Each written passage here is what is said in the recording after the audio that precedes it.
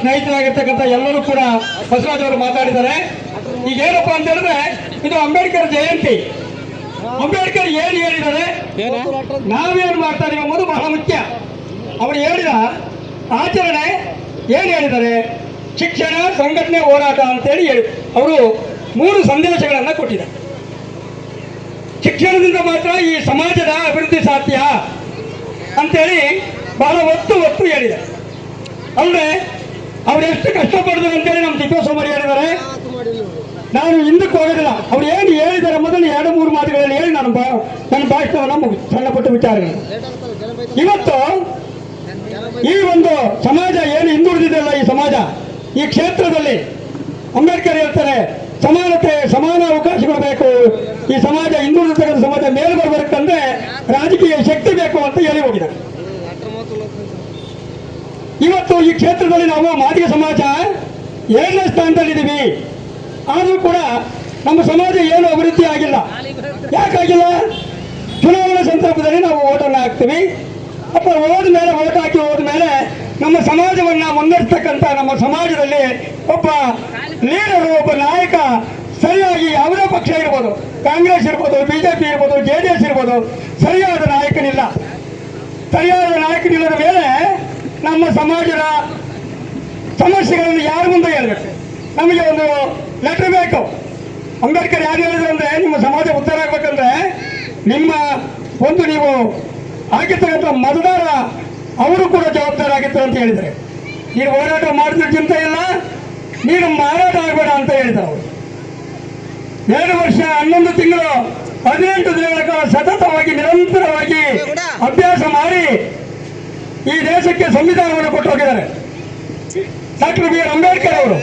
ಈ ಸಂವಿಧಾನದಲ್ಲಿ ನಮ್ಮ ತಿಪ್ಪೇಸ್ವಾಮಿ ಹೇಳಿದ ಹಾಗೆ, ಸಂವಿಧಾನದಲ್ಲಿ ಇರುವ ಹಾಗೆ ಎಲ್ಲ ಸಮಾಜದವರು ಕೂಡ, ಈ ಭೂಮಿ ಮೇಲೆ ಇರ್ತಕ್ಕಂಥ ಎಲ್ಲ ಸಮಾಜದವರು ಕೂಡ ಆತನ ಸವಲತ್ತುಗಳನ್ನು ಒಂದಲ್ಲ ಒಂದು ರೀತಿಯಲ್ಲಿ ಎಲ್ಲ ಜಾತಿಗಳು, ಎಲ್ಲ ಸಮುದಾಯಗಳು ಪಡ್ಕೊಂಡಿದ್ದಾರೆ.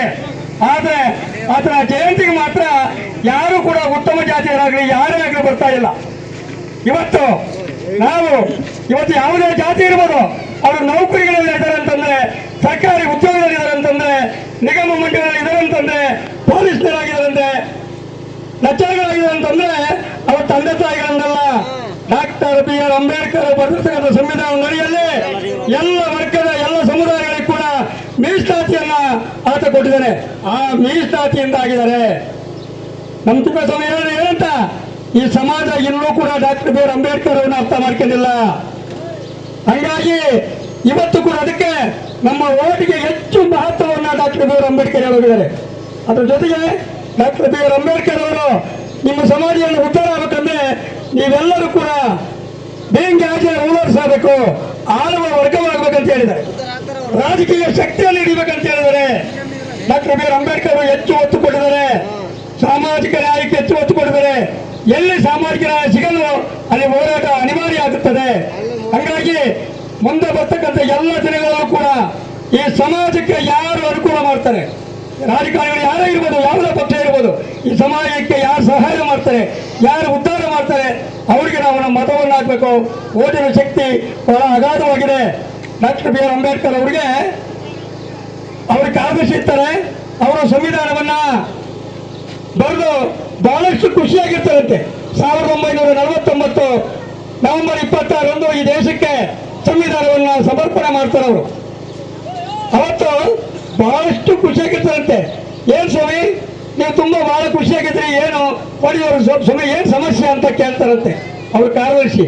ಅವಾಗ ಹೇಳ್ತಾರಂತೆ, ಎಸ್ ಲಿಸನ್, ನೀನು ಕೇಳು, all the rajas will come down to the street and all the people of the street will take place as rajas.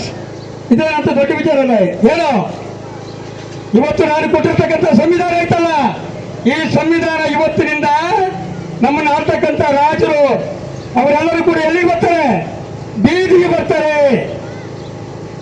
ನಮ್ಮನ್ನ ಆಳ್ತಕ್ಕಂಥ ರಾಜರು ಎಲ್ಲ ಅವರು ಶ್ರೀಮಂತ ವರ್ಗದವರು ಏನಾಗ್ತಾರೆ ಇವತ್ತೇನಲ್ಲ, ನಾನು ಬರೆದಿರ್ತಕ್ಕಂಥ ಸಂವಿಧಾನ ಜಾರಿಯಾಗುತ್ತೆ. 1950 ಜನವರಿ 26 ಬರುತ್ತೆ. ಅಂದಿನಿಂದ ನಮ್ಮನ್ನು ಆಳ್ತಕ್ಕಂಥ ಎಲ್ಲ ರಾಜರು ಕೂಡ ಎಲ್ಲಿಗೆ ಬರ್ತಾರೆ? ಬೀದಿಗೆ ಬರ್ತಾರೆ. All the people of the state will take this as Rajas. ರಾಜರು ಕುಂತಿರ್ತಾರಲ್ಲ ಅವ್ರ ಸೀಟು ನಮ್ಮ ನಾವಿಕೆ ಮಾಡ್ತಿರ್ತಾರಲ್ಲ ಅವರೆಲ್ಲಿಗೆ ಬರ್ತಾರೆ, ಬೀದಿಗೆ ಬರ್ತಾರೆ ಅಂತ ಹೇಳ್ತಾ ಅವರು ಈ ಸಂವಿಧಾನದ ಮಹತ್ವವನ್ನ, ಓದಿನ ಮಹತ್ವವನ್ನ ಹೇಳಿದರೆ ತಾವು ದಯಮಾಡಿ ಎಲ್ಲರೂ ಕೂಡ ಶಿಕ್ಷಣದಿಂದ ಮಾತ್ರ ಸಾಧ್ಯ. ನನಗೆ ತುಂಬಾ ಬೇಸರ ಆಗುತ್ತೆ. ನಮ್ಮ ಊರಲ್ಲಿ ಇನ್ನೂ ಕೂಡ ನೌಕರದಾರರು ಆಗ್ಲಿಕ್ಕೆ ಅಂದ್ರೆ ಕಷ್ಟಪಟ್ಟು ಓದಬೇಕು. ಸರ್ಕಾರ ಅನೇಕ ಸವಲತ್ತುಗಳನ್ನು ಕೊಟ್ಟಿದೆ. ಹಂಗಾಗಿ ನಾವೆಲ್ಲ ಸವಲತ್ತು ಪಡಿಬೇಕಂದ್ರೆ ನನಗೆ ಸ್ವಲ್ಪ ನೀವು ತಾಳ್ಮೆ ಕೇಳಬೇಕು. ನೀವು ಕುಣಿಯೋದ್ರಿಂದ ನಾನು ಯಾಕೆ ಹೇಳ್ತೀನಿ ಅಂತ ನೀವು ಬೇಜಾರಾಗ್ತೀರಾ? ಅಂಬೇಡ್ಕರ್ ವಿಚಾರಗಳನ್ನು ಸರಿಯಾಗಿ ತಿಳ್ಕೋಬೇಕು. ಈ ಸಮುದಾಯ ಇನ್ನೂ ಚೆನ್ನಾಗಿ ಓದಬೇಕು. ಬೇರೆ ಸಮುದಾಯದವರು ಅಂಬೇಡ್ಕರ್ ಬರೀ ಮಾದಿ ಜಾತಿಗರಿಗೆ ಅಥವಾ SC ST ಸೇರಿದ ಅಂತ ಕೇಳಿದ್ದಾರೆ. ಆದ್ರೆ ಈ ಸಮುದಾಯ, ಈ ಪ್ರಪಂಚದಲ್ಲಿರ್ತಕ್ಕಂಥ ಎಲ್ಲರೂ ಕೂಡ ಈ ಸಂವಿಧಾನದ ಅಡಿಯಲ್ಲಿ ಅನ್ನವನ್ನು ಊಟ ಮಾಡ್ತಿದ್ದಾರೆ. ತಾವು ದಯಮಾಡಿ ಎಲ್ಲರೂ ಕೂಡ ಮುಂದಿನ ದಿನಗಳಲ್ಲಿ ಈ ಡಾಕ್ಟರ್ ಬಿ ಆರ್ ಅಂಬೇಡ್ಕರ್ ಅವರ ಜಯಂತಿಗೆ ಎಲ್ಲ ಸಮುದಾಯದವರು ಭಾಗವಹಿಸಬೇಕು ಅಂತ ಹೇಳ್ತಾ ನನ್ನ ಎರಡು ಮಾತುಗಳನ್ನ ಮುಗಿಸ್ತೀನಿ. ಜೈ ಭೀಮ್, ಜೈ ಕರ್ನಾಟಕ.